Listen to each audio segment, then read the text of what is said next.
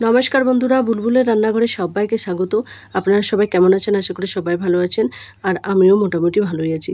তো আজকের রেসিপিটা হচ্ছে সয়াবিন দিয়ে আলু বেগুনের সবজি। তো প্লিজ বন্ধুরা প্রথম থেকে শেষ পর্যন্ত আমার রেসিপিটা দেখবেন, আশা করছি ভালো লাগবে। কড়াই বসিয়ে দিয়েছি উনুনে, কড়াই গরম হয়ে গেছে, কড়াইতে দিয়ে দিয়েছি সরষের তেল, ফোড়নে দিয়েছি 5 ফোড়ন, আর আমি সয়াবিনগুলো 10 মিনিটের মতন ভিজতে দিয়ে রেখে দিয়েছিলাম।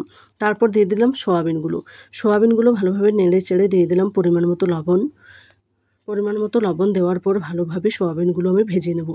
এই দেখুন বন্ধুরা, সয়াবিনগুলো আমার মোটামুটি ভাজা হয়ে গেছে। এবার আমি কেটে রেখেছি আলু আর বেগুন, সে কেটে রাখা আলুগুলো দিয়ে দেবো। আর বন্ধুরা, এখনও যারা আমার চ্যানেলটা সাবস্ক্রাইব করেনি, প্লিজ বন্ধুরা আমার চ্যানেলটা সাবস্ক্রাইব করে আমার পাশে থাকবেন। এবার আমি কেটে রাখা বেগুনগুলো দিয়ে দেবো। এবার সবগুলো একসঙ্গে ভালোভাবে নেড়ে চেড়ে কষিয়ে নেব।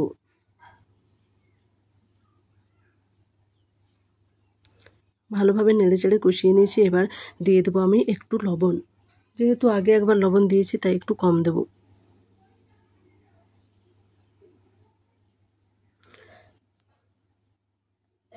এবার দেবো আমি হলুদ গুঁড়ো।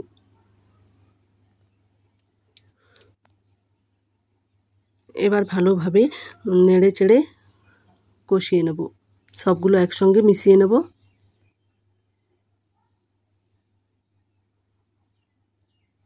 এবার আমি একটা থালা ঢাকা দিয়ে দিলাম।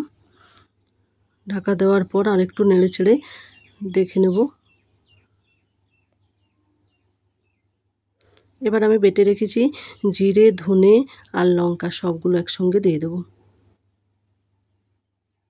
তার সঙ্গে সর্ষে, বেগুন থাকলে কিন্তু সর্ষে একদম দিতে হবে, সর্ষে দিলে ভালো লাগবে। এবার দিয়ে দেবো আমি জল,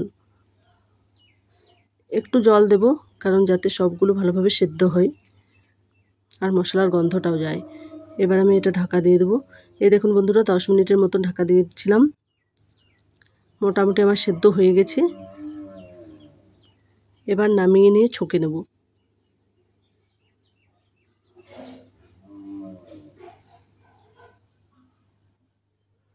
নিরামিষ করছি তাই সর্ষে দিয়ে ছকে নেব।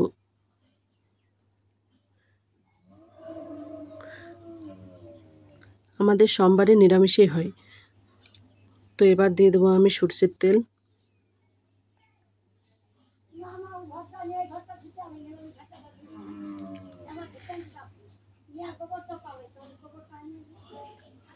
দিয়ে দেবো গোটা সর্ষে।